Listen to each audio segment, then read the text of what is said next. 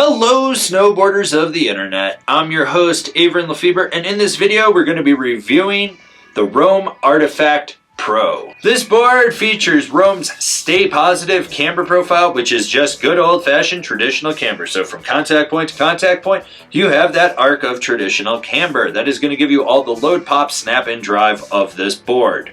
This board is available in 150, 153, 156, 159, 155 wide, 158 wide. I rode this board at Copper Mountain on a day that was a mix of gray and blue skies. You had chopped chunder ice, slush, hero snow, low to moderate winds, and I rode it with my Roam Black Label bindings and my K2 Thraxis boots. This is your standard run-of-the-mill, middle-of-the-road park board. What you do get is softer tips that stiffen up about 2 inches back from the contact point through the middle. The torsional flex is noticeable, but it's not overly abundant. You're not going to end up over-twisting this board.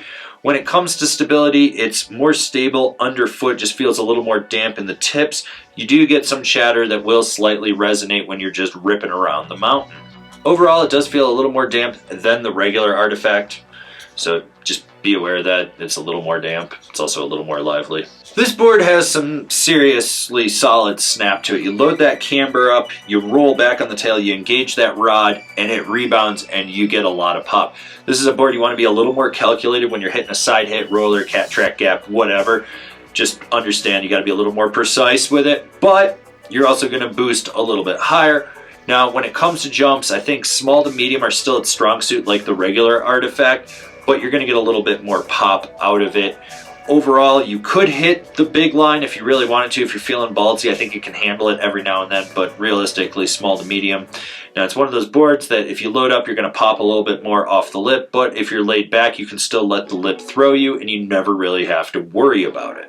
With this board being stiffer than the regular Artifact, I still find it better for buttering on. I think the sweet spot is just a little bit easier to engage. It's a little bit bigger. It locks into presses. It holds them better.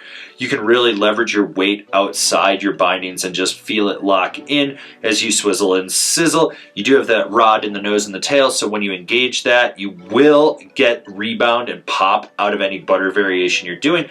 Now, when it comes to jibbing, as this is stiffer and it is a little more lively, I think bigger features are better, or something that you're ollieing up on or down onto.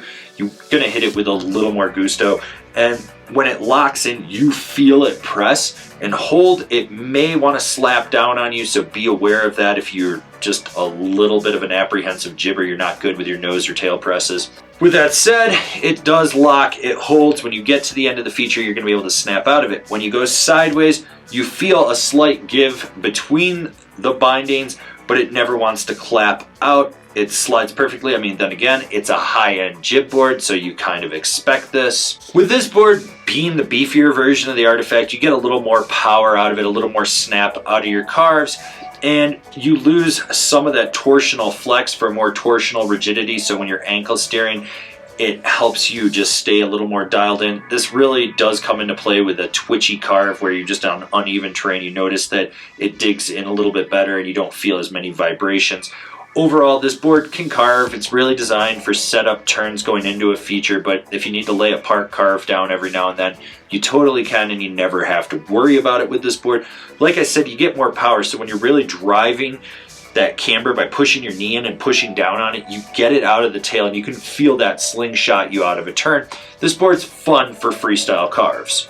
Who's this board for? The jib rider that will hit bigger features and needs some snap. Overall, I like this board more than the regular Artifact. You get more snap, it felt more predictable. The sweet spot in the nose and the tail was a little bit bigger in my opinion. It locked into presses better.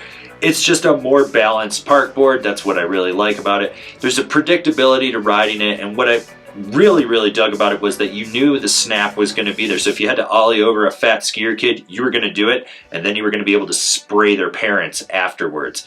Absolutely amazing for that. Not that I did it, or maybe I did. I don't know. You decide. Comparable boards: the K2 Medium, the Signal Park Series, the Yes Jackpot. Binding recommendations: the Roam Vice, the Ride C6, the K2 lineup. This has been my review of the Roam Artifact Pro. Do you agree? Do you disagree? Do you own one? Are you going to buy one? Leave me a comment down below. Let's have a conversation about this snowboard. If you're new here, remember to subscribe, click the bell, get those notifications. That way you're not missing any of the videos we got coming out for all you snowboarders of the internet. And if you really like what we're doing over here and you want to support us further, swing on over to Angry Snowboarder VIP and become a member. Sure, I could tell you more here, but I got a video over there that explains it so much better. As always, I've been your host, Avran LeFeber, and I'll see you in another video.